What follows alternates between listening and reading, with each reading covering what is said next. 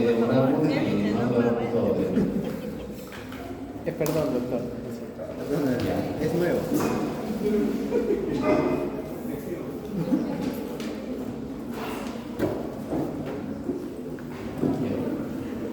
Bueno, la infección por virus de influenza es una infección que se genera mundialmente en oleadas.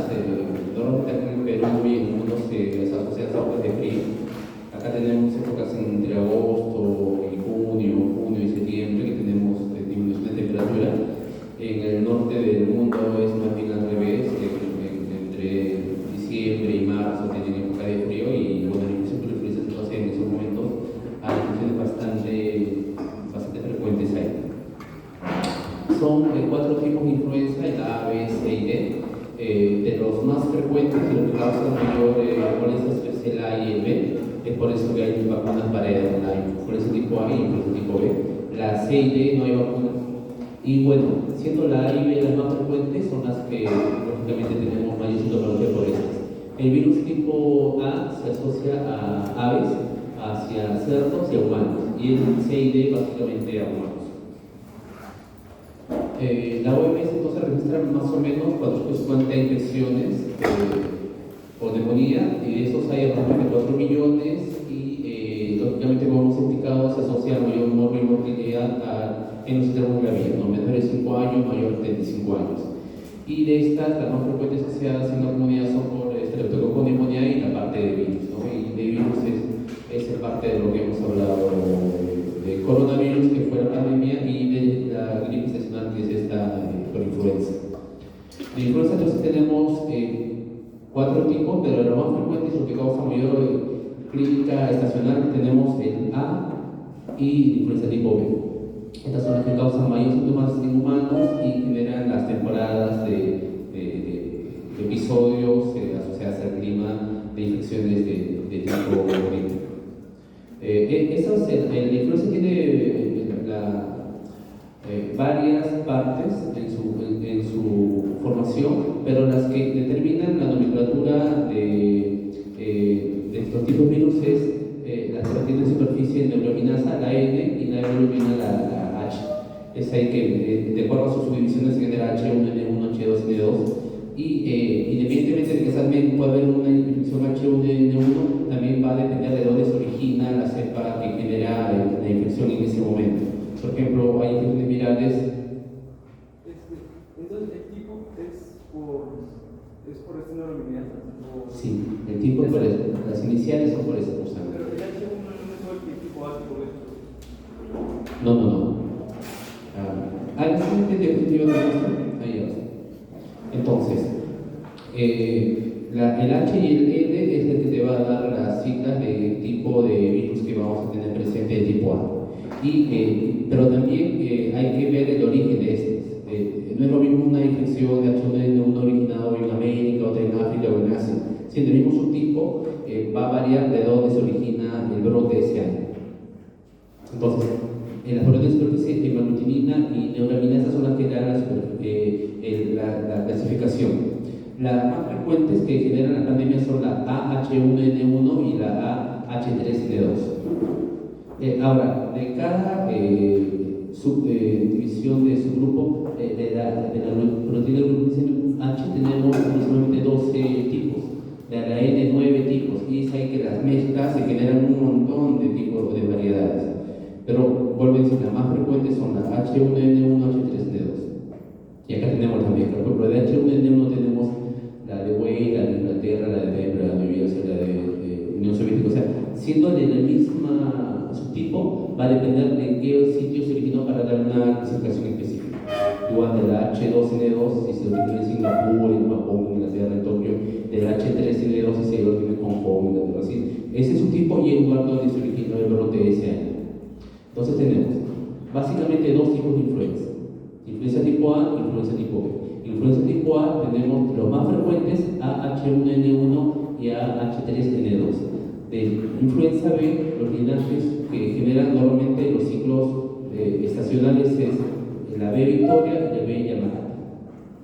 Entonces, respondiendo a tu pregunta, es el subtipo A las que se dividen en AH1N1 y así en la B no es un poco diferente. En la C y en la D tiene otra clasificación, pero es clínicamente menos importante. Entonces, como volvemos a repetir, este gripe tiene una estacional bastante marcada en época de frío. En época de frío acá es diferente de época de frío en el norte, pero siempre se asocia a épocas de frío. Por ejemplo, ha habido episodios de SARS en el 2009, gripe aviar en el 2011 y episodios de gripe A que se generan frecuentemente tras algunos años.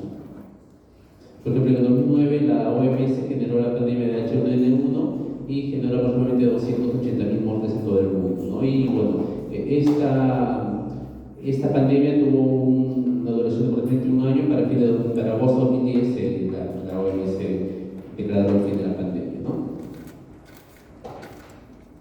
Y bueno, la mortalidad va a ser, vuelvo a decir, más importante en los extremos de la vida en pacientes inmunodeprimidos o con enfermedades crónicas, diabetes, hipertensión, las mismas enfermedades que vimos en el episodio anterior de coronavirus, que hacen a las personas más susceptibles para que se compliquen y tengan unas infecciones más serias. La infección se transmite de persona a persona a través de todo el estornudo o el inadecuado lavado de manos o de contacto con manos contaminadas.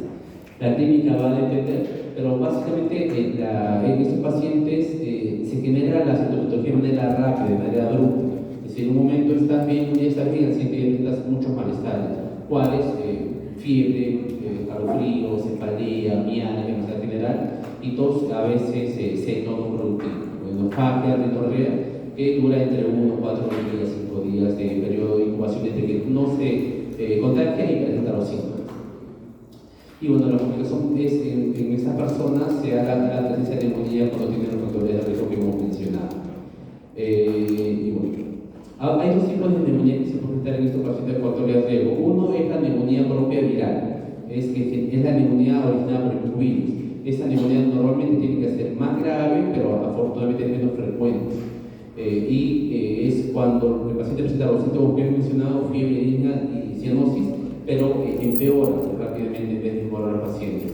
La siguiente causa de neumonía en estos pacientes es la fluoroinfección bacteriana secundaria. Es decir, que el paciente tiene un episodio viral y se infecta por una bacteria en la comunidad, del tipo que hemos comentado por ejemplo anteriormente. Pero tiene una mejoría, luego se empeora, es otra infección la que genera su deterioro, normalmente por Staphylococcus pneumoniae o Staphylococcus aureus.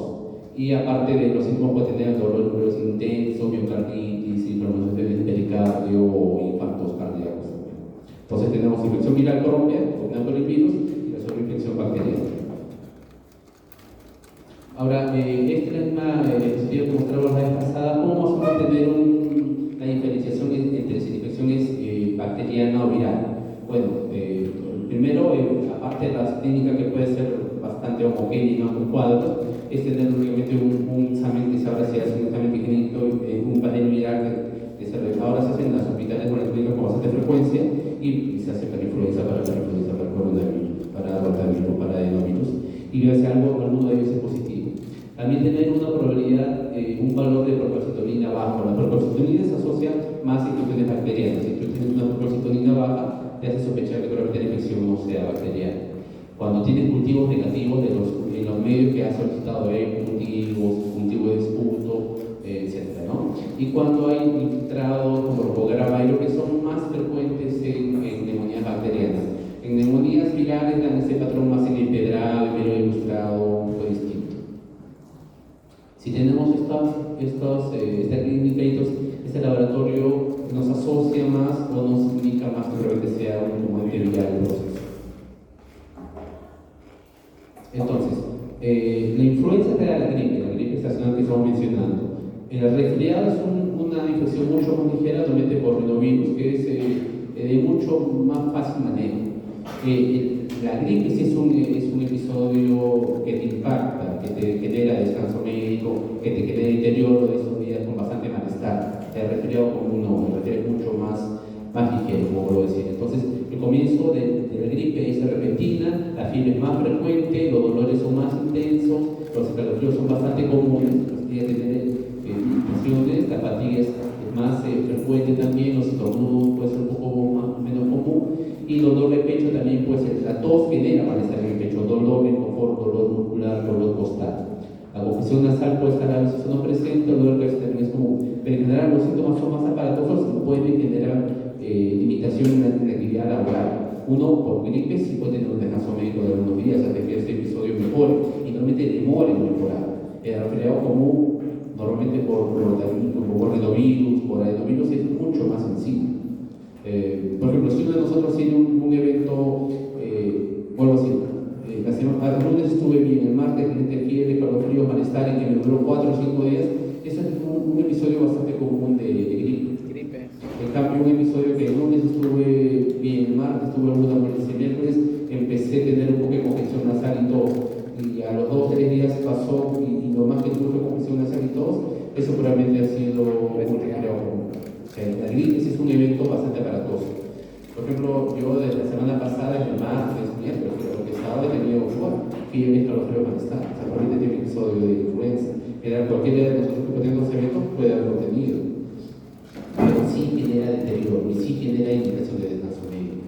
Eso tenerlo claro. Es mucho más aparatoso el cuadro.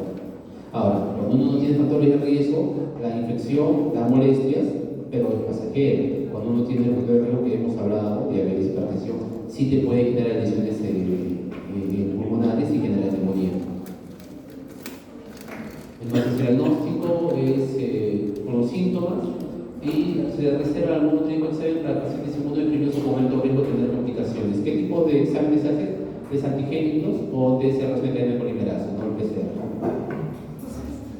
Esta es una radiografía de toras posterior anterior con radiocapacidades difusas en bases aparentemente conglomeradas, ¿no? En la tomografía de un paciente se ve lesiones en vidrio ilustrado difusas con algunas aglomeraciones en bases posteriores, ¿no? Es una inflamación bastante importante, y eso es muy frecuente, se asocia a infecciones tipo viral. Las tipo bacteriana, no siempre, pero se asocia mucho más al broncogram, que es lo que hemos mencionado, y que estamos ya conversándolo de la semana pasada, hace 2 semanas cuando hablamos de imágenes. El broncogram es porque hay lesión alveolar, pero los bronquiolos permanecen libres y se ve el camino de los bronquiolos, se ven como los troncos del árbol, pero la parte final está con inflamación. En la infección viral no es tanto así. En la infección viral se ve más una lesión, como se ve acá en la imagen, más en vidrio de ilustrado, difuso, heterogéneo. No se ve típicamente un patrón de broncogram aéreo. Pero cuando hay mixturas, cuando hay coinfección bacteriana, se mezclan con los patrones. El tratamiento va a depender también si el paciente tiene pocos factores de riesgo, no está en los ánimos de la vida, muchas veces sintomático. Por ejemplo, en mi caso, yo he tomado paracetamol, citricina, ya está. Descanso un par de días y ya está. Pero cuando hay factores de riesgo, uno está en el extremo de la vida, puede tener afectación pulmonar importante, y ahí necesitamos tratamiento rápido. Y muchas veces no se necesita confirmación para dar el tratamiento. Uno no espera un cultivo viral o una prueba antigénica positiva cuando tiene sospecha de que tiene una gripe. Si está en los termos de 80, 90 años, el paciente tiene síntomas de gripe, se tiene que dar tratamiento sin esperar confirmación de laboratorio. ¿Y qué se da? Bueno, se da los ertavirus, que es bastante conocido, 25 miligramos 2 veces al día durante 5 días. Y el tratamiento es bastante útil, ¿no? Es un inhibidor de neuraminidasa y es bastante eficaz cuando se da precozmente. Si uno espera el cultivo. Entonces, la neumonía es como que solo se ve en mayores. Nosotros no podríamos hablar. Es más frecuente en mayores, no es que solo se ve, es más frecuente en mayores. Pero también se puede presentar. Si uno es joven, pero igual tiene factor de riesgo, es obeso, puede presentar neumonía. Acá en medicina es siempre como uno cuando enseña por la frecuencia. O sea, que es más frecuente, no que es siempre, ¿no? Un joven puede tener neumonía con influenza, pero es menos común. Si uno es joven, es sano, deportista, es menos común. Puede presentarlo, pero sería bastante raro. Si uno es joven, es obeso, es hipertenso, diabético, es más frecuente. Pero se da tratamiento en estos casos, ¿no? Como hay que siempre ver riesgo-beneficio, costo-efectividad, en los extremos de la vida que te factor de riesgo, se da el tratamiento que estamos explicando. Y si los síntomas también son importantes, ¿no? Si es un síntoma general, en gente joven normalmente no habría por qué dar. Y bueno, entonces, como dices, el tratamiento no debe posponerse o postergarse con la confirmación diagnóstica y iniciarse en pacientes que llevan por lo menos 2 días con esto, ¿no? Y cuando están especialmente los hospitalizados. Ahora, la prevención, afortunadamente, hay ahora vacunas para la influenza y vacunas anuales que se colocan. A los trabajadores de salud se nos coloca vacunas normalmente todos los años. A veces hay campañas para ustedes. Ahora me entiendo que les han pedido vacunas para todo. Antes no era así. Sí, ahora. Yo cuando era estudiante, ni mascarilla no olvidaba. Ahora sí he visto que te han pedido que para COVID, para influenza, para neumococo, no sé para qué van a estar. Hepatitis también. A ver, están pidiendo. Está bien que se coloquen vacunas. Hay vacunas que se repiten. La influenza se repite todos los años. Se aplican este año, el otro año vuelven a aplicarse. La de neumonía normalmente no. Y bueno, entonces la vacunación es dirigida anualmente a gente de grupo de riesgo como estos factores: 75 años, diabetes, oncológicos, hematológicos, gestantes, obesos, gente con VIH, enfermedad renal o hepática, enfermedad neurológica crónica o patología cardíaca o VIH. Y bueno, nosotros como trabajadores de salud también tenemos que vacunar, no es algo así. Está muy bien que se vacunen. Igual vacunándose, la protección con mascarilla, lo demás siempre es importante. Cuando vayan a los hospitales, conmigo no hacen prácticas, ¿no? Yo en el hospital donde yo trabajo no hemos tenido prácticas, no sé yo que yo estaba acá. Pero cuando vayan a los hospitales siempre coloquen una mascarilla. Aprendan a conversar con mascarilla, aprendan a discutir con mascarilla y no se toca la mascarilla. Una vez uno se la coloca, no se lo toca desde que entra hasta que sale. Por no comer en los hospitales, no, es una costumbre que espero poco a poco se radique. Igual uno está en contacto con la gente dentro del hospital, ¿no? Y aunque la mascarilla no se la toque, igual siempre se lo va mano siempre. Ven un paciente, examina un lugar que puede estar contaminado y lávense las manos. Ya bueno, esta clase es corta, vamos a hablar ahora sobre tuberculosis.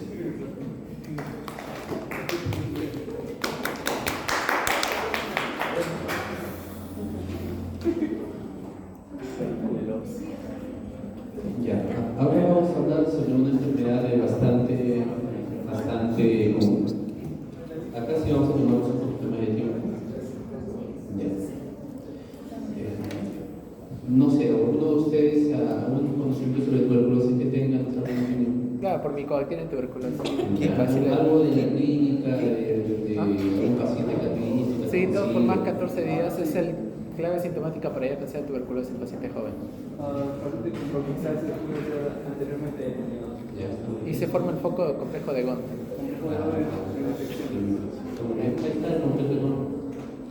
Ahí está. ¿Algo más, algo que me comentes sobre tuberculosis? Una neumonía de tipo atípica también puede provocar. O típica. ¿Puede provocar una neumonía típica? Una neumonía típica, creo, porque la distribución puede ser en parches. Y es un poco más crónica. ¿No se diferencia de neumonía típica? Claro, sí. Sí, claro. A ver, chicos. Claro, hemoptisis también. Y reducción de peso. Baja de peso. Y sudoración. Toma de 15 días. Toma de 15 días asintomático respiratorio. Se le toma una beca para ver. Claro, y cultivo. Claro, ¿qué más es? El tratamiento se da por 6 meses. 6 meses, Ya. 4. 4 y 2 de. 4 y 2 y 4. 2 y 4. De primera línea. Sí. Está muy bueno, chicos. A ver, de neumología a veces uno se olvida cosas, pero sobre tuberculosis creo que es de los puntos que sí hay que incidir con. O sea, no pueden dejar algunos ceros de enfermedades bastante común en el país, es bastante común.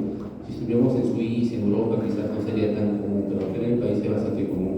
Y hagan lo que hagan, la necesidad que tengan, van a ver bastante con tuberculosis. Y tiene que hacer un buen screening inicial, un buen descarte, identificar un sintomático respiratorio desde los exámenes para hacer su descarte. A mí me pasa muchas veces que veo pacientes en el hospital con tos, con hemoptisis, con baja de peso de semanas o de meses y llegan sin examen de esputo pedido. Es lo básico, ¿no? Es ahí definiendo un paciente como sintomático respiratorio, hacer su screening, una plaquita, un examen de esputo, una historia por lo menos dirigida hacia ese aspecto o es necesario. Esto sí va a ser motivo de evaluación en el curso, ¿no? Nosotros en neumología Es una especialidad, la neumología es una especialidad que tiene ya un poco más de 100 años, es bastante antigua, no es nueva. Y bueno, la tuberculosis, como el principal órgano afectado es el pulmón, nosotros en especialidad fue el que cogimos esta enfermedad para tratarla. Y fue así que se quedó para tratarse y nos encargamos del tratamiento de la tuberculosis. Pero no necesariamente manejamos todos los tipos de tuberculosis cuando se evoluciona. Eso es algo que sí me gustaría que por lo menos lo tengan claro. Tuberculosis hay diferentes órganos. En el pulmón es el más frecuente, lejos. La pleura es el segundo órgano de frecuencia, de lejos también. Pero hay otros órganos. Está en la mama, la columna vertebral, el epidídimo, el pericardio, la parte ósea. Son bastante comunes también. Pero es algo que sí me gustaría que lo tuvieran claro y sí me gustaría que fuera motivo de que no se olviden que nosotros no somos, en neumología por lo menos, no somos especialistas en columna, en mama, en epidídimo, lo que se entiende, ¿no? No somos especialistas. Las personas que deberían diagnosticar ese tipo de enfermedades en ese órgano es de cada área. Por ejemplo, en mama, no sé, el cirujano de mama, el ginecólogo por ahí. En cabecita, en neurocirugía o neurología, en riñón, con el nefrólogo, el urólogo. Nosotros nos encargamos en neurología del tratamiento. Estoy hablando de tuberculosis extrapulmonar, no del pulmón. De tuberculosis extrapulmonar. Si es un tuberculosis extrapulmonar, el que debería tener el diagnóstico definitivo de la enfermedad es el especialista del área. Por ejemplo, si es de mama, el ginecólogo mamario, que es el ginecólogo, debería decir, ¿sabes qué es una tuberculosis mamaria? Dele tratamiento. Así, puntualmente. Nosotros le damos tratamiento y vemos cómo tolera el tratamiento, el tiempo que nosotros le indicamos. Pero nosotros no vamos a evaluar cómo va la mama. La mama debe ser evaluada por el especialista que evalúa esa área. Igual en la cabecita. Si el paciente tiene una MECTEB, el neurólogo o el cirujano tiene que decir, este paciente tiene MECTEB, dele tratamiento, le damos tratamiento, pero el que tiene que evaluar cómo avanza el MECTEB es el especialista que diagnosticó la lesión en esa área. Ya, eso sí, espero que esté claro y se entienda, ¿no? Ahora, nosotros en neumología sí nos acabamos el tratamiento, tenemos el programa de tuberculosis a nuestro cargo, porque la tuberculosis pulmonar y pleural, que son los que manejamos nosotros, es de los más frecuentes que hay. La pulmonar es 80-85% y la pleural es un 10%. Hay prácticamente 90-95% de los pacientes con tuberculosis están en esas dos ubicaciones, o pulmonar o pleural. Entonces, la tuberculosis es una enfermedad bastante antigua, se dice que tiene 7.000, 8.000 años y se asoció a la convivencia con animales, con ganado vacuno, con las vacas. Hubo primero un bacilo asociado a la vaca, el Cometerium bovis, y este punto y generó después infección respiratoria en humanos y generó la Mycobacterium tuberculosis. Por eso que esta enfermedad está encontrada en momias hace miles de años. Y se asocia, como repito, hasta su primer momento a la crianza de animales. En la historia también se han visto diferentes pinturas, en la literatura, diferentes escritos que se asocian a personas con tuberculosis. En el siglo XIX, el siglo XVIII, las novelas como que romantizaban la enfermedad y la gente tenía una fase de tuberculosis, ¿no? Esta es la edad de la primera, y se asocian a gente con mujeres con tuberculosis. Las lesiones normalmente son de diferente tipo, ¿no? Esta es como si una primera infección, pero no luego. Acá tenemos una cavidad con un infiltrado periférico que es bastante típico de tuberculosis. No solo se genera tuberculosis, pero es bastante común en tuberculosis. Tenemos una cavidad que genera síntomas, de los más frecuentes es hemoptisis. Cuando uno tiene un paciente que hemoptiza de manera importante, está asociada siempre a cavidades pulmonares. Y cuando un paciente hemoptiza y tú le das tratamiento y no mejora la hemoptisis, probablemente tenga una cavidad pulmonar. O sea, esa asociación de hemoptisis importante y cavidad pulmonar es bastante común, bastante común. Algunos pacientes con el tratamiento, cuando tienen una cavidad grande, no mejora. Hay que hacer la resección de esa lesión para que mejore. Y acá tenemos la tuberculosis miliar con infiltrado difuso, bilateral, disperso. Entonces, es una enfermedad bastante contagiosa, tiene infección infección entre 1 a 5 micras, prefiere de persona a persona, ¿no? Cuando alguien tose o estornuda, ya. Y hay un ejemplo bastante común, por ejemplo, ahí está la vista. Por ejemplo, hay una persona, en una familia hay, no sé, 11 personas, ¿ya? Y póngase que la cabeza del hogar, el padre, se enfermó de tuberculosis y se hace un examen junto y salió positivo. Así se define. Tuberculosis pulmonar, se pone pulmón BK positivo, es como el rótulo final, ¿no? Es diferente que sea tuberculosis pulmonar BK negativo, no es lo mismo, es diferente. Aunque tenga la misma clínica, la misma sintomatología, la ubicación y que tenga BK positivo o negativo cambia bastante. El que es tuberculosis pulmonar BK negativo, en teoría contagia menos que el que es tuberculosis pulmonar BK positivo. BK positivo es el contagioso, así clásico. Entonces, si en una familia tenemos 11 personas y desde el papá tuvo una tuberculosis pulmonar BK positivo y vive con 11 personas en su casa, esa persona contagia a todos, lógicamente. Entonces, en un lugar común, frecuente y contagia a todos. Ahora, de esas 10 personas que están contagiadas, ¿cuántas personas creen que hagan enfermedad? Enfermedad no es lo mismo que contagio, es algo que vamos a ver ahorita en clase, pero no es lo mismo. Un contagio es que tú estás en una zona expuesta y te contagia de un bacilo germen, en ese caso tuberculosis, ¿no? Micobacteria. Ese es contagio. Enfermedad es cuando hace los síntomas, fiebre, todo, baja de peso, malestar. ¿Habrá alguna idea? De 10 personas que se contagian en esa casa, ¿cuántas hacen enfermedad? Dos. Sí, bastante poco. 1 o 2 personas hacen enfermedad. El resto de personas a veces no hacen enfermedad en toda su vida. A veces tienen un momento, una inmunosupresión, un accidente, un tratamiento para un cáncer, hacen diabetes y se expresa la enfermedad. Pero muchas veces 1 o 2 personas de ese grupo grande solamente hace enfermedad. El resto, el 70, 80, 90% no hace enfermedad. No es lo mismo infección, contagio a enfermedad.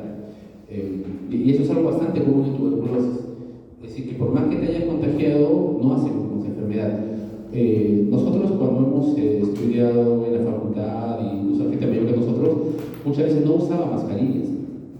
Cuando íbamos a pabellones de medicina o a consulta. En consulta era muy raro usar mascarilla. En emergencia muy rara vez se usaba mascarilla, y si se usara bien es peor todavía.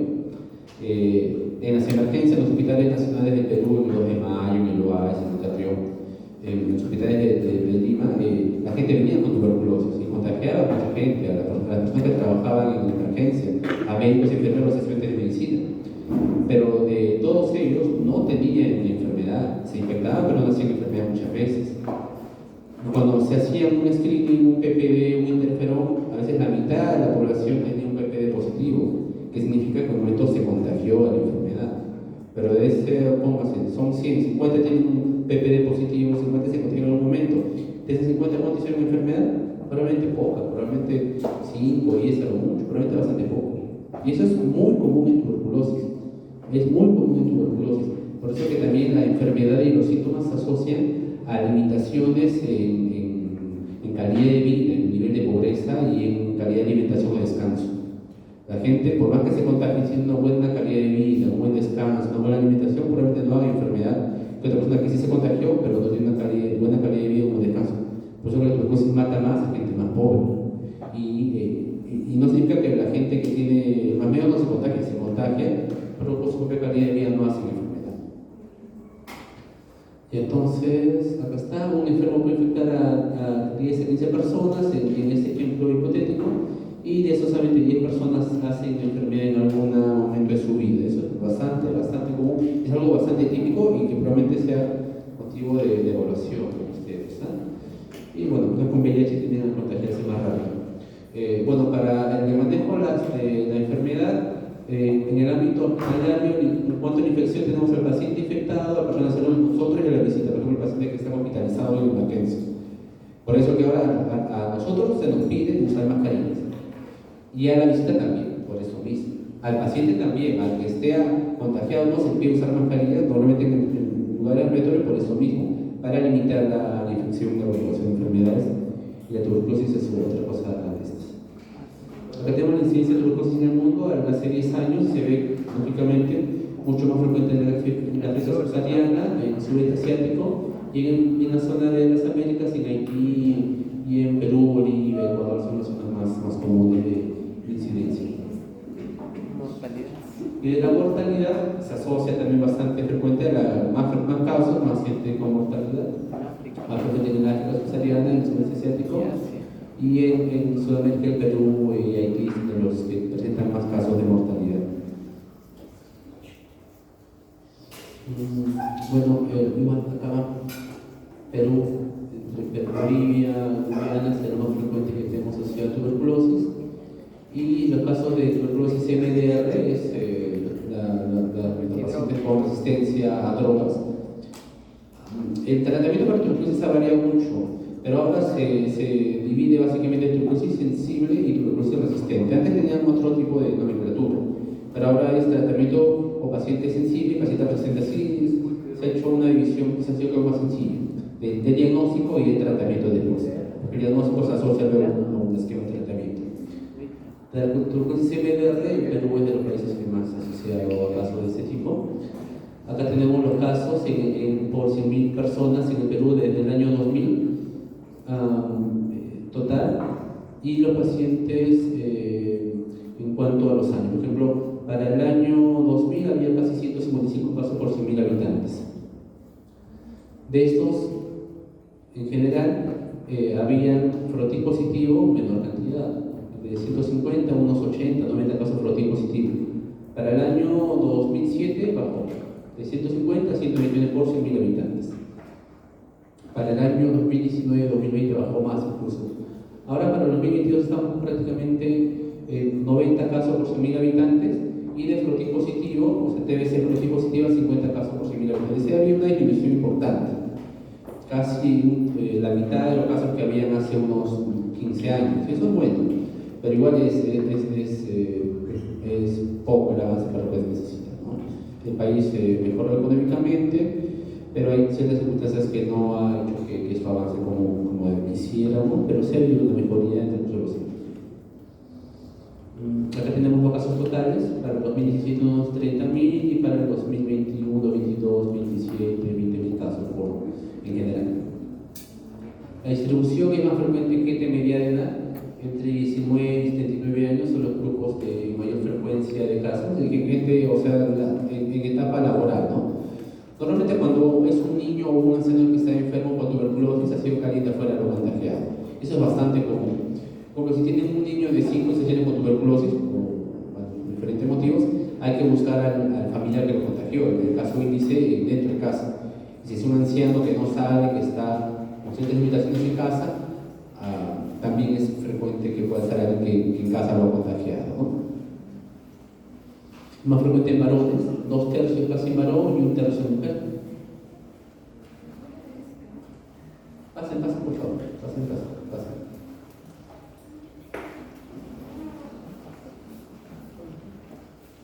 Acá, del total de casos, póngase de 100 casos, la resistencia está en 12-13%.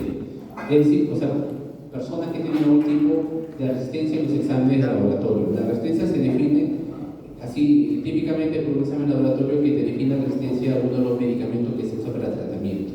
Hay diferentes tipos de patrones. En la MDR, sea prácticamente la mitad de los casos, la resistencia a isoniazida 1/3, un cuarto, y la reconstrucción 1/10. Pero casi la mitad de los casos es tuberculosis MDR, ¿no? que tiene un tratamiento más largo y que, bueno, gracias a Dios ha ido cambiando en los últimos años. Acá tenemos la tuberculosis a nivel nacional, no se ve claro, pero acá es un 85, casi 90% de cómo terminan el tratamiento. Los pacientes con tuberculosis, entre un 85 y 90% terminan el tratamiento curados, o sea, se curan de la enfermedad. Un 10%, 12% no terminan curados. Algunos fallecen, otros hacen abandono, o generan un patrón de resistencia. Pero el esquema inicial para tratamiento para tuberculosis sí genera una curación mayor al 80% normalmente, y en el transcurso de los años se ha visto que es así. O sea, un buen tratamiento da un buen resultado. Ahora, el diagnóstico de tuberculosis es un diagnóstico que lo vamos a discutir ahora en un momento, pero es de cualquier profesional de salud médico. O sea, para el diagnóstico de tuberculosis no se necesita tener especialidad, O sea, cualquier médico puede diagnosticar tuberculosis y indicar el tratamiento para tuberculosis. El programa está diseñado para que se trabaje de esa manera. Y bueno, igual es lo mismo. Más de 80% de los pacientes con tratamientos sensibles curan el tratamiento. Este es el caso de tuberculosis MDR. Casi 2/3, 65-70% de los pacientes curan para tuberculosis, pero en la tuberculosis MDR clásicamente hay un problema, que ha habido un abandono importante.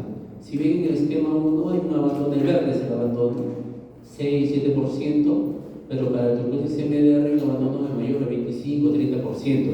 ¿Por qué creen que abandonan el tratamiento? En un esquema y en el otro no.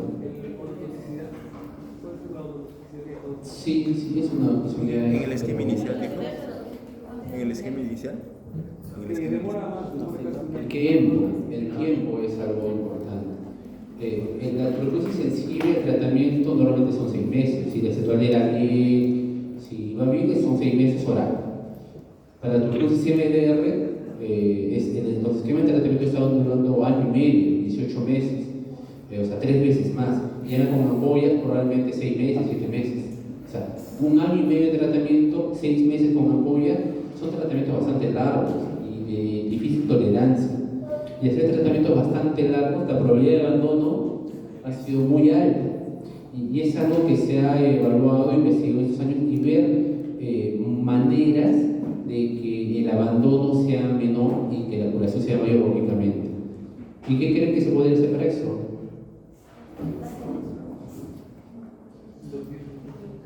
No, es lo que estás hablando, es lo mismo.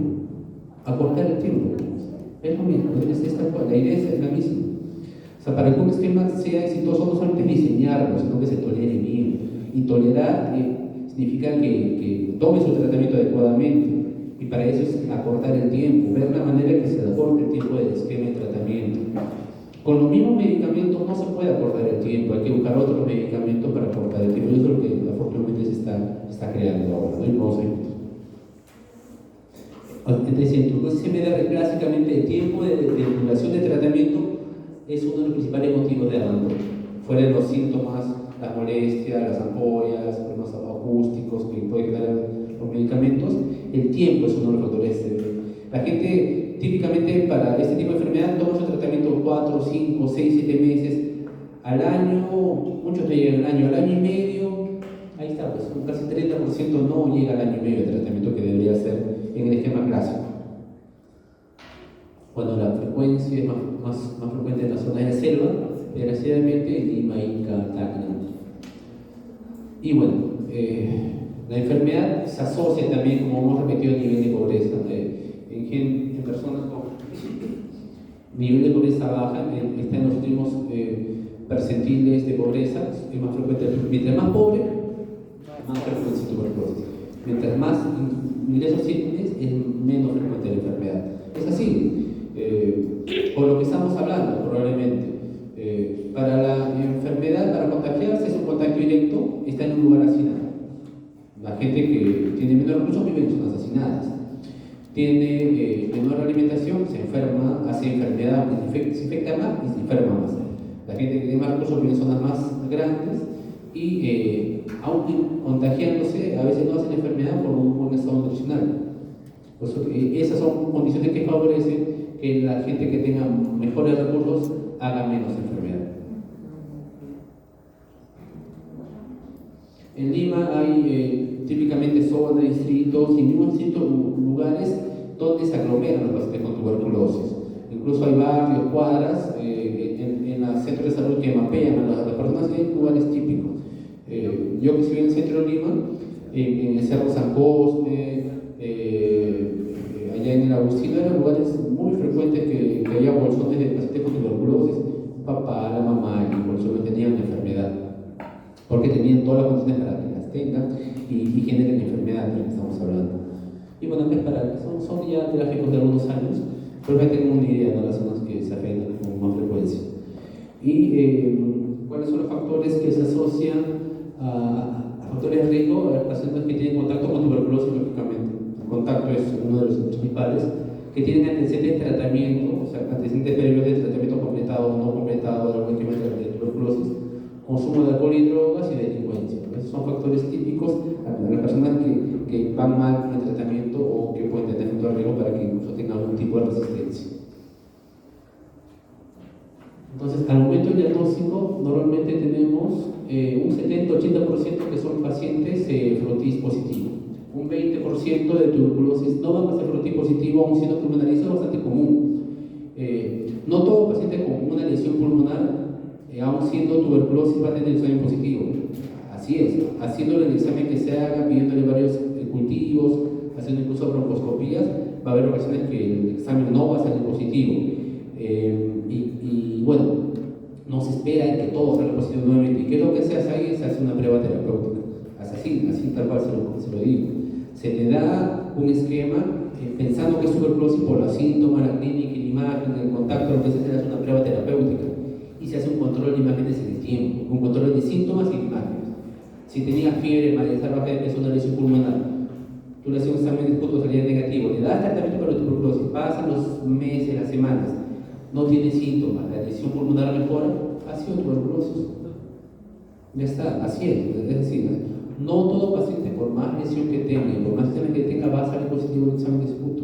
Se intenta que salga positivo, sí, se hace todas las pruebas para que pueda salir, sí, pero no siempre va a ser así. ¿Por qué? Por diferentes motivos.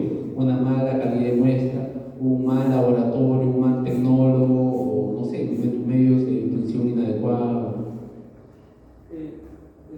Cuando tenemos dice que también puede ser, puede tener respuesta negativo, pero lo bastante sería que el BK era negativo, pero era por la calidad. El doctor nos decía la calidad de los cursos está mal, pues lo tomar. Y no, a veces no se logra tomar la cantidad necesaria para que todo el equipo. Sí, está bueno. Es lo que algo más o menos que comentaba. El esputo debe tener cierta cantidad de muestras, cierta cantidad de leucocitos y cierta cantidad de células epiteliales. Leucocitos en mayor cantidad de células epiteliales. Eso es lo que define un esputo, no. Pero pasa que los pacientes no dejan una adecuada calidad de esputo muchas veces. Y el laboratorio, al ser el barrido, se barre simplemente. Ahora, para que un esputo te salga positivo, tiene que haber bastantes vacilos en el campo. Es decir, un montón de vacilos. Para que el examen directo te salga positivo. Para que una prueba molecular, o más bien un cultivo, te salga positivo, necesitamos pocos vacilos. No sé si me dejo entender. A ver, vamos a dibujarlo. ¿Sí? Ayuda. No puede.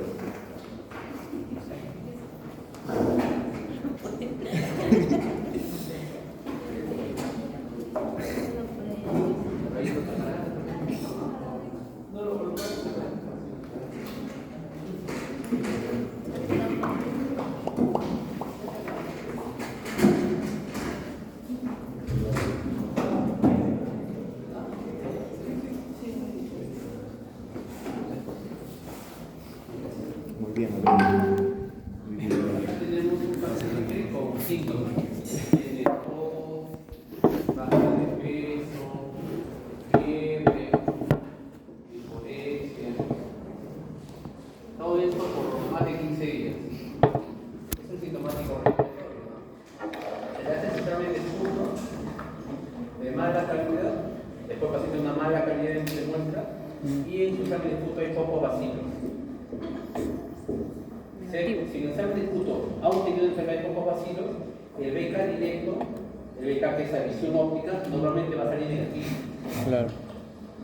El BK, por más que tenga unos vacilos, va a salir negativo, porque el BK, para que salga positivo, tiene que tener la muestra un montón de vacilos. Teniendo bastantes vacilos, ahí sale el BK positivo. ¿Por qué? Porque así es la técnica, así el laboratorio se mide de esa manera. Si la muestra es inadecuada, por más que haya unos cuantos vacilos, se va a salir negativo.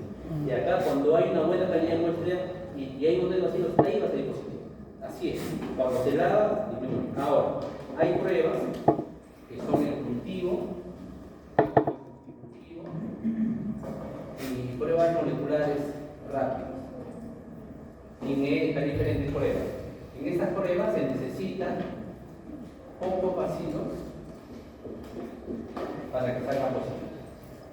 con pocos vacilos, estas pruebas de acá salen positivas. ¿Ya? Pero estas pruebas no son de uso común, no son de uso rutinario. Doctor, hay también, ¿es lo mismo beca que beca Gene Expert? ¿Diga, diga? ¿Es lo mismo que el beca Gene Expert? Sí. Así bonito. Es la misma.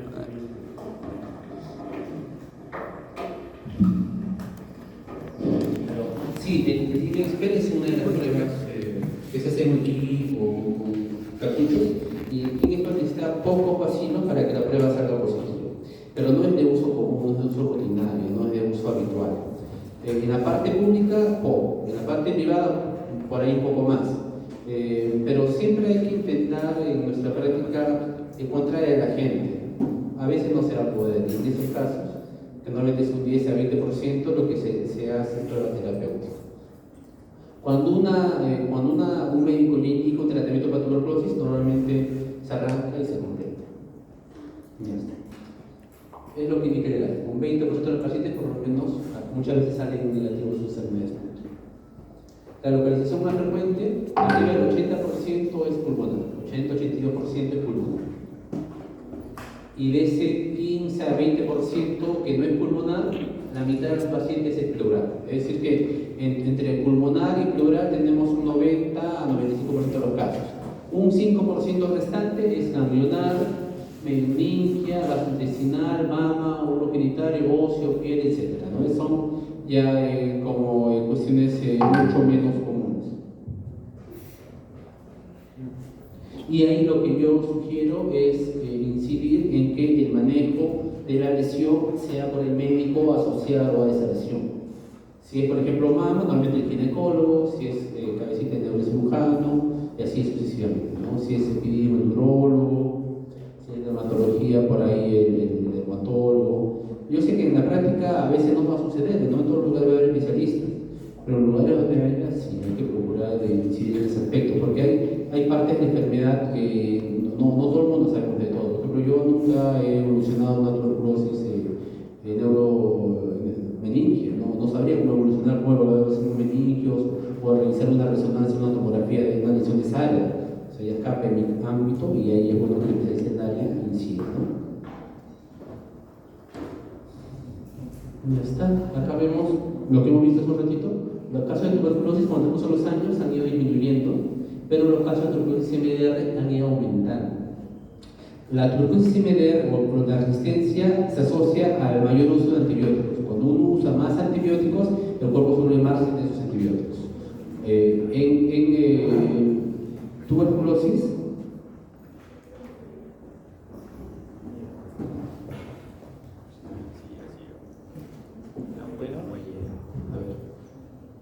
En tuberculosis, hay medicamentos para tratamiento sensible y tratamiento resistente. Para el tratamiento sensible son 4 drogas: isoniazida, rifampicina, etambutol y piracemia. Eso va a ser clase. Pero de los más importantes está la isoniazida, que se define como H, y la rifampicina como R. La isoniazida, que es el H, y la rifampicina como R, son los dos medicamentos más importantes para la tuberculosis sensible. Y cuando son resistentes a esos dos medicamentos, se llama tuberculosis MDR. MDR es tuberculosis resistente a isoniazida y rifampicina, los dos. Pues era más, pero sí, ahí sí rifa y ya es MDR. Y esto cambia el pronóstico. Cambia el pronóstico porque el tratamiento varía. Al quitarle estos dos, al hacer resistente estos dos medicamentos, lógicamente no se le va a dar esos dos medicamentos. El tratamiento de 6 meses pasa a año y medio típicamente en el tratamiento clásico. El XDR. Diga. Y el XDR. Ya. Sí, el XDR. Estas son de la primera y segunda. Claro, MDR va a neofusos y macrólidos. ¿Sí, diga? No, el XDR es también a glucosa. Ya segunda línea y tercera. Eso se llama MDR. Cuando es resistente a esto, más inyectables, De segunda. más quinolonas, Claro. ya se llama XDR. ¿Ya? Entonces, ¿Y el tratamiento de Una tuberculosis XDR es una tuberculosis MDR asociado a resistencia a inyectar sincrotrona, que son medicamentos para tuberculosis resistente. Ya no estamos hablando de tuberculosis, sino un patrón de resistencia ya mucho más ampliado. El pronóstico varía y el tratamiento también varía mucho en cuanto a tiempo y a medicamentos que uno usa. Clásicamente también el tratamiento para la tuberculosis XDR era año y medio, 2 años. Ahora menos mal ha cambiado un poco y se espera que siga cambiando. Entonces, los casos de Lima es casi 80%, en la costa y en la selva también hay grupos.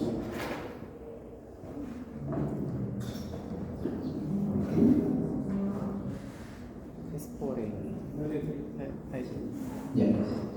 Sigue por favor. Entonces en Lima más frecuente es en la costa de la sierra. Sigue por favor.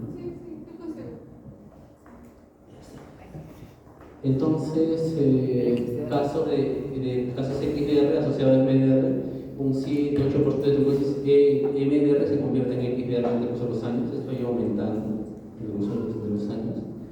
Y la tuberculosis XDR, que es la que estamos comentando ahora, también se asocia en lugares específicos en Lima, en Ucrania. Son casos ya de manejo y de manejo de esquema mucho más complicado. Yo creo que en caso suyo, entender el manejo de la tuberculosis sensible es necesario. Entender que existe una tuberculosis MDR y XDR también es necesario. Hasta ahí. Ya entender o hacer un manejo de esquema específicamente para MDR o XDR, yo creo que ya escapa un poquito al motivo de la clase. Pero yo creo que, entender una tuberculosis sensible en su tratamiento, entender a qué se define XDR y MDR, sí es importantísimo. Vuelvo a decirlo, ya lo otro me parece que ya escapa un poco. Y escapa un poco ¿por qué? No porque uno quiera, como se no cree que usted no puede entender la materia, no, para nada. Es que estos esquemas están cambiando bastante. Hace 2-3 años era un esquema de tratamiento, ahora, este año hay un cambio importante. Y probablemente para que ustedes, cuando ustedes ya estén en hospitales manejando pacientes, sean otros esquemas que se manejen. Ha habido un cambio muy importante en el manejo de XDR y MDR, el tratamiento. ¿Por qué? Porque se está viendo la manera que el tiempo de tratamiento se acorte, que ese año y medio, 2 años de manejo mínimo se acorte a menos de 1 año, a 9 meses, a 12 meses, y hacer así que el abandono sea menor. Con un abandono menor, con un tipo de tratamiento menor, la probabilidad de curación es más alta. Y en esa búsqueda de medicamentos se están cambiando los esquemas. Y probablemente con el tiempo se cambia un poco más. ¿El XDR contagio también? Igual contagio. El contagio, en cuanto a tuberculosis, va a depender de cuántos bacilos hay en tu esputo. Mientras más bacilos hay en tu esputo, contagia más. Las cruces, igual que acá se apretar, nos indican cuántos bacilos hay en la muestra que tú dejes. Mientras más cruces, hay más bacilos. Y mientras más bacilos en tu esputo, es más probable que contagies.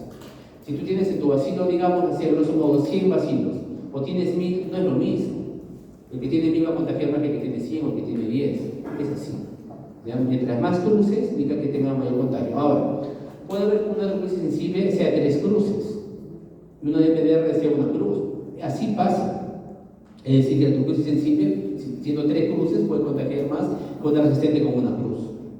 ¿Ya? Pero el contagio va a depender de la cantidad de cruces o la cantidad de bacilos que tengan en su esputo. Eso está claro, ¿no?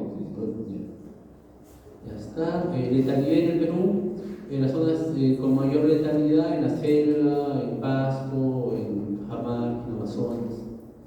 Y la distribución por sexo es más frecuente en varones. Factores de riesgo asociados a muerte, consumo de drogas,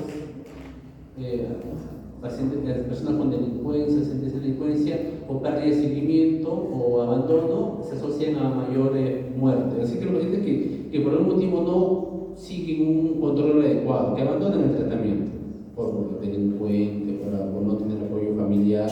Así que las personas que fallecen normalmente por una condición, no tanto de tratamiento, sino por una condición social. La mayor cantidad de gente que fallece es porque no cumple su tratamiento por algún motivo. Normalmente la parte social es la que está más comprometida hoy. Los trabajadores de salud también nos contagiamos de tuberculosis, y eso también ha habido brotes de manera recurrente en diferentes partes del Perú. En el hospital Almenara, en el hospital Loaiza, si no me equivoco, hubo brotes hace 15, 20 años de trabajadores en el laboratorio, cuando el filtro del laboratorio se malogró y hubo epidemias en esos lugares. Pero normalmente hay entre 200 y 300 personas, trabajadores de salud, que se contagian de tuberculosis anualmente. Pues un poquito más de trabajadores de salud que la población en general.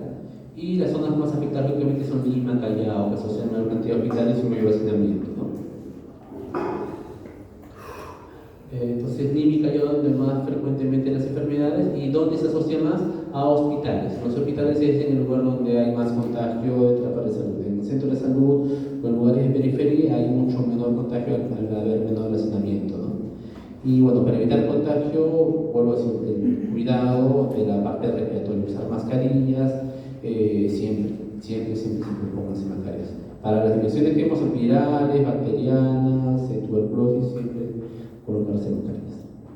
Más frecuente en los establecimientos de mix en los hospitales.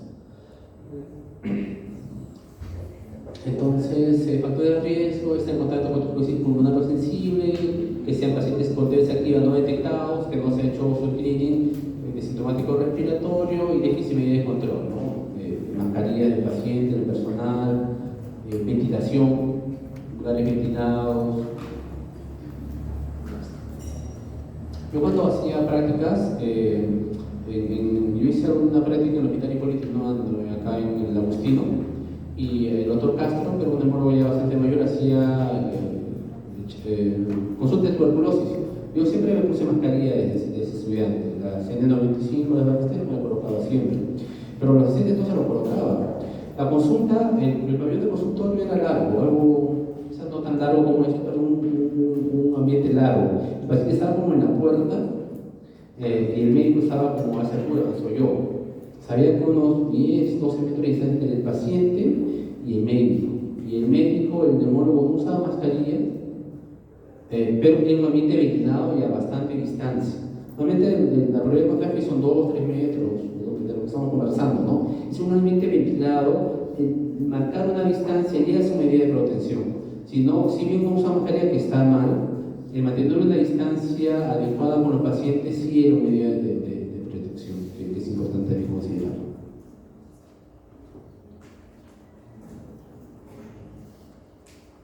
Ya, la clínica. La clínica de tuberculosis es bastante típica. Quedan síntomas generales y síntomas típicos de la lesión donde está la enfermedad, ¿no? Los síntomas generales o sistémicos es hiporexia, baja de apetito, astenia, pérdida de peso, fiebre, malestar en general. Es decir, los síntomas generales, independientemente de estar la tuberculosis, van a estar presentes normalmente. Y son síntomas que casi nunca están ausentes. Es decir, que si tú tienes una persona que sospecha de tuberculosis, ¿qué va a tener? Fiebre, malestar, baja de peso y hiporexia. Ahí esos 3, 4, 5 síntomas vas a hacer un screening bastante importante. Que haya pacientes que salgan de esa línea puede haber, pero es bastante raro. Una persona con tuberculosis va a tener casi siempre síntomas generales: fiebre, malestar, baja de peso y hiporexia. Si la persona está subiendo de peso, tiene buen ánimo, se alimenta bien, es más raro que tenga tuberculosis activa. Puede tener una infección crónica, lo que tú quieras, pero la enfermedad activa es bastante raro. O sea, los síntomas generales casi siempre están presentes. Ahora, el otro va a depender de la ubicación. Los síntomas por la parte respiratoria, todo con expectoración purulenta, a veces todo con sangre, más frecuentemente cuando hay cavidades. Hemoptisis, de acuerdo a la cantidad, disnea, de acuerdo a la lesión pulmonar, una lesión pequeña para que no, una lesión grande sí, y dolor torácico, a veces cuando hay o no derrame pleural. Pero los síntomas generales, los síntomas sistémicos, por lo que son bastante frecuentes, es muy frecuente estos síntomas. Y es tan frecuente que prácticamente es un descarte clínico de la paciente con tuberculosis. Por ejemplo, hay pacientes que pueden venir a consulta: doctor, yo tengo tos de noche 2 meses, ya, tos con un poco de flema. Le preguntas: ¿tiene fiebre? No. ¿Abajo de peso? No. ¿Tiene buen apetito? Sí. ¿Cuando hace actividad física tiene alguna molestia? No. ¿Ya? De ahí tú ya tienes una idea y dices: es bien difícil que sea tuberculosis este paciente. Igual puede escapar de este promedio o puede estar mintiendo el paciente, que también es otra posibilidad, ¿no? Hay gente que minimiza sus enfermedades, hay gente que se encuentra más bien que maximiza su molestia, hay gente que no, hay gente que por no incomodar a la familia o niega todo, que probablemente sí lo tenga, pero si te dice la verdad y niega eso, es poco probable que sea tuberculosis. En el caso que estoy mencionando es más fácil que sea un proceso bronquial crónico, un asma, muy poco, pero que sea tuberculosis sin síntomas generales es muy raro. Ya, entonces la clínica es esa, que es bastante pequeña. Entonces la causa, entonces tenemos el bacilo de Mycobacterium, bacilo de Koch o Mycobacterium tuberculosis. Es un bacilo gram positivo, aerobio móvil, por un lado, que termina de 0.2 a 0.6 por 1 a 10, es muy bonito. A veces genera ramificaciones. Hay más de 70 subespecies, algunas son de crecimiento rápido, como el fortuito, el Chironella abscesos, algunos de crecimiento lento, como el Mycobacterium tuberculosis en sí, el Avium o el Kansasi, o algunos no son cultivables. El Mycobacterium tuberculosis es un espécimen de crecimiento lento. Es por eso que los cultivos demoran. Cuando uno cultiva tuberculosis de un medio clásico, demora 2 a 3 meses, porque no crees. Cuando tú cultivas una bacteria, 3-4 días te crece y te marca incluso patrones de resistencia. La tuberculosis no es así. La tuberculosis tú lo colocas en medio cultivo adecuado y demora 2 a 3 meses. Es por eso que cuando uno pide un cultivo que es el gol estándar, demora tanto. Pero al demorar tanto, ya tu indicación terapéutica también puede demorar y postergarse, ¿no? Es por eso, justamente. Acá están justamente para que lo miren, nada más de diferentes micobacterios que existen, del complejo Mycobacterium tuberculosis y el Mycobacterium TB. Es lo mismo, gram positivo, cubierta polipeptídica, cubierta hidrofílica y una pared celular rica en líquidos. Acá tenemos los polipéptidos, los ácidos glicólicos, la membrana citoplasmática y la capa de péptido glicano y la capa arabinogalactanano glicolato. También se le realiza la tinción de 100 Nielsen para descubrir los bacilos ácidos resistentes. Y bueno, necesitamos una incubación de varias semanas. Hay diferentes tipos de poblaciones bacilares. Cuando uno está en un paciente con tuberculosis, hay poblaciones bacilares dentro del paciente de crecimiento rápido y de crecimiento lento. Entonces tenemos lesión de poblaciones bacilares dentro del paciente con metabolismo continuo rápido, que tiene una gran población bacilar. Son responsables básicamente de que el paciente tenga su examen de esputo positivo, con lesiones con bacilos extracelulares. Estos pueden motivar el fracaso farmacológico de los pacientes.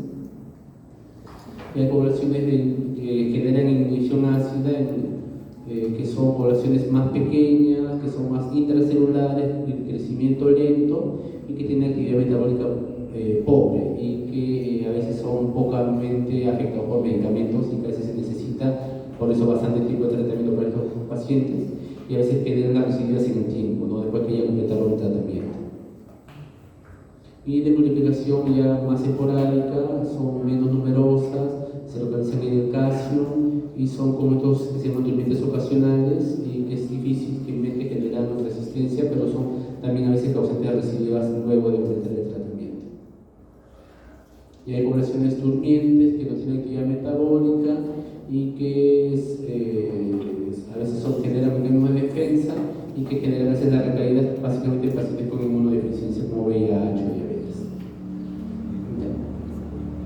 Estas son siglas que uno usa para el manejo. En tuberculosis van a encontrar bastantes siglas porque hay bastante nomenclatura ya planificada. El BK, por ejemplo, el GeneXpert, el interferón gamma, el PPD, los tipos de tuberculosis resistente, MDR, XDR, PLTDR. Entonces, vamos a hablar un poquito ahora sobre el diagnóstico. Hay dos tipos, como hemos mencionado, hay dos tipos de cuando tú te expones al bacilo, te contagias, ya. No todo paciente con contagio hace enfermedad, pero primero hay que diagnosticar el contagio, la infección. Para eso tenemos, bueno, diagnóstico inmunológico como tuberculina y bueno, ya esto ya básicamente el diagnóstico de infección. ¿Cómo identificamos la infección? La infección básicamente se inicia con la prueba de tuberculina por PPD. Se coloca una PPD en el intradérmico, se ve en cuánto crece en los minutos. Si es positivo, tiene más de 10 milímetros, y si es menor, se considera negativo o a veces no concluyente. Pero hay una peculiaridad con el PPD, que cuando las personas tienen inmunodeficiencias, a veces puede salir negativo el examen, porque no tienen una inmunidad que expresa el resultado en estos pacientes, aunque se hayan infectado. Así que tenemos un gran grupo de pacientes, entre el 10 y 40%, que sean PPD negativos, aunque sí tengan infección, cuando tienen un tipo de inmunosupresión. Acá tenemos el pico de infección frecuentemente está asociado al tamaño mayor de 10 milímetros. Ahora, cuando las personas tienen alguna inmunodeficiencia, vuelvo a decir, el PPD normalmente puede salir negativo. Mientras mayor sea la inmunodeficiencia, es más frecuente que el PPD salga negativo. Por un paciente con VIH que tiene una lectura de CD4 mayor a 500, probablemente puede salir negativo en un 30%, pero si tiene un CD4 mucho menor a 200, por ejemplo, la mayoría o casi todos los pacientes pueden salir un PPD negativo, se sale un falso negativo. Y entonces, ¿cómo podemos identificar a esos pacientes que tienen PPD negativo aunque sean contagiados cuando tienen inmunosupresión? Hay afortunadamente ya nuevos esquemas de evaluación de contagio, que es el interferón gamma, que ya es una prueba sérica y que se ve si el paciente está expuesto o no al bacilo. Esto detecta inmunidad, y lo importante es que en este caso no depende de la inmunidad del paciente, sino el resultado ya de otro análisis independientemente del CD4, de la inmunosupresión, del uso de medicamentos. Hay un cuantiferón Tegol que indica básicamente lo mismo y que te da un esquema de contagio de diferentes tipos de micobacterias. Ahora, cuando nosotros tenemos un PPD positivo o un cuantiferón positivo, hay diferentes maneras de manejarlo. Hay pacientes a los cuales se les puede indicar una profilaxis para tuberculosis. Por ejemplo, si son pacientes con uso de corticoides, que van a usar algún medicamento biológico por algún tipo de manejo, no sé, por reumatología, por hematología, a veces se le indica una quimioprofilaxis, que van a hacer un trasplante renal o trasplante cardíaco, o algún tipo de trasplante que va a estar inmunosupresión durante mucho tiempo. Hay que darle algún tipo de manejo de profilaxis para que cuando le den el manejo de inmunosupresión no se active la tuberculosis que ha sido detectada por el PPD o el interferón. Normalmente la profilaxis se da durante 6 meses, frecuentemente con isoniazida a 300 miligramos durante 6 meses. Hay diferentes esquemas que se pueden manejar, pero este es el más común: isoniazida por 6 meses a 300 miligramos.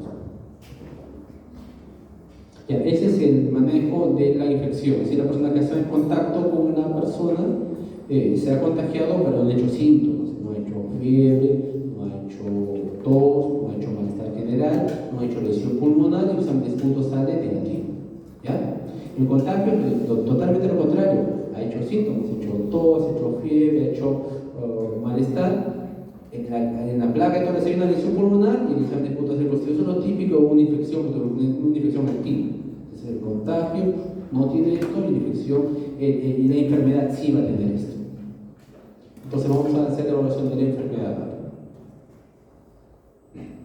Hay que hacer la evaluación clínica clásica: peso, talla, ver los antecedentes, ver si ha tenido o no algún antecedente de tuberculosis, eso es lo típico de preguntar siempre, si ha tenido una lesión previa en los pulmones. ¿Para eso qué sirve? Sirve igual la pregunta, y sirve preguntar si tiene imágenes previas antiguas. Eso es algo que siempre les digo, chicos: cuando ustedes vean una lesión pulmonar, pregunten si hay una imagen antigua. Si hay una imagen de meses, de años anteriores, se compara las imágenes y si esa lesión que nosotros vemos ha estado presente o no antes. Si ha estado presente antes, probablemente estamos ante una enfermedad mucho más crónica. Y si no está presente, estamos ante una enfermedad más corta que tiene otro manejo, ¿no? Si pedí las imágenes antiguas, siempre es importante fuera el antecedente clínico. Igual, si no, también solicitan una placa actual, el hemograma, el perfil hepático, renal, el VIH, VIS, etc. Entonces, el diagnóstico se basa en la microscopía directa, en el VAR, en el BK, que se usa la función óptica, en los cultivos, que hay diferentes tipos de cultivos, el convencional, y ahora hay pruebas de cultivos rápidos, y bueno, aplicación de ácido nucleico, que es una prueba más rápida que hay ahora.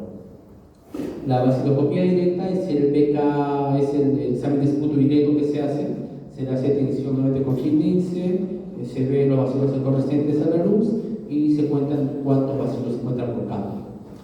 Pero para que una vaciloscopía directa salga positiva tiene que haber un montón de bacilos en el campo, normalmente entre 5.000 y 10.000 por mililitro, así que tiene que haber muchos bacilos en el campo para que tu vaciloscopía salga positiva. ¿Y eso de qué va a depender? Normalmente de la calidad de la muestra del paciente. Que el paciente deja una muestra de esputo, no de saliva. Para dejar una muestra de esputo hay que arrancar, estimular la tos, dejar una respiración consistente y no la saliva de la boca. Entonces se hace el Nielsen y el rango simplemente es 30 y 80% y siempre va a depender de la calidad de la muestra. Con vaciloscopía directa de esputo también se puede hacer en esputo inducido, puede decir que la misma vaciloscopía se puede hacer en esputo directo que uno bota o en esputo inducido. El esputo inducido es una técnica en la cual la paciente se le nebuliza con cloruro de sodio al 2-3% y se le genera la tos y hace que expectore y ese esputo se tome en muestra. También en vaciloscopía directa se toma por broncoscopía, se le hace una broncoscopía, se le hace un lavado bronquial, un cepillo bronquial y se manda el examen directo y se hace también el estudio. Es decir, que la misma prueba diagnóstica puede tener diferente origen de muestra. ¿Cómo se interpreta el laboratorio? Bueno, se dice si no hay bacilos, cuando no se encuentra bacilos en 100 campos observados, cuando se observa 1 a 3 bar en 100 campos observados se puede indicar como pausa vacilar, es decir, que hay pocos bacilos. Se informa así. Cuando en 100 campos observados se encuentran entre 1 a 9 bacilos. Cuando observas entre 10 a 99 bacilos en 100 campos observados indica que tiene una cruz. 1 a 10 bar, pero en menos campos, en 50, se considera que son 2 cruces. Y cuando hay más de 10 bar, pero en solo 20 campos observados, se indica que tiene 3 cruces. Es decir, cuando es más rápido para el tecnólogo ver bacilos en pocos campos, la cantidad de cruces aumenta. Y esto nos indica también contagio de la enfermedad. No necesariamente severidad, pero sí contagio de la enfermedad. Mientras más cruces tenga una persona, más contagio. No significa que esté peor, no necesariamente así, pero significa que contagia mucho más. Entonces, hay también otro tipo de pruebas, la prueba multifuncional molecular automatizada, que también ve ya métodos, pero por PCR, sin necesitar esa menos cantidad de bacilos para poder botar un diagnóstico. El cultivo de Mycobacterium típico es el cultivo del lobo tendense, que tiene una sensibilidad y especificidad bastante alta y que necesita mucho menos bacilos para tener un diagnóstico, normalmente entre 10 a 100 micobacterios. Vimos que el caso anterior, en la muestra necesitamos entre 5.000 y 10.000. Acá necesitamos entre 10 y 100 micobacterios, es mucha menor cantidad para que tengamos un cultivo positivo. Y tiene una alta sensibilidad y especificidad. Pero ¿cuál es el problema? El tiempo. Normalmente para que tengas un cultivo positivo demora 2 a 3 meses. Es decir, el tiempo de espera puede ser muy prolongado y estamos postergando un tratamiento y estamos aumentando el poder de contagio en la población. Acá están para que lo miren diferentes tipos de agares en los que se puede cultivar el Mycobacterium. Entonces tenemos que en tuberculosis pulmonar la mayoría de los pacientes pueden tener vacilología positiva, como cuando es más contagiosa va a tener más vacilología positiva. La aplicación de ácidos nucleicos es algo muy parecido, es un método ya más moderno que necesita pocos bacilos para tener diagnóstico y es más sencillo, específica y más rápido. Bueno, vamos a hablar en cuanto al tratamiento.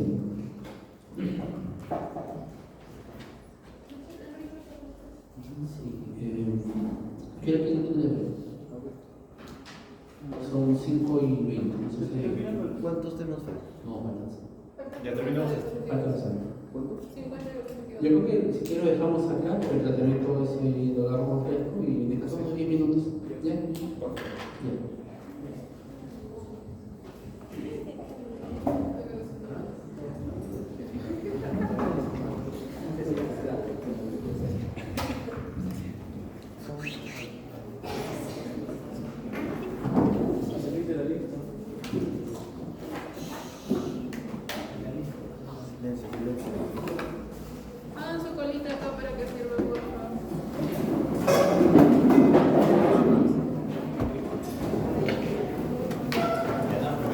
Yo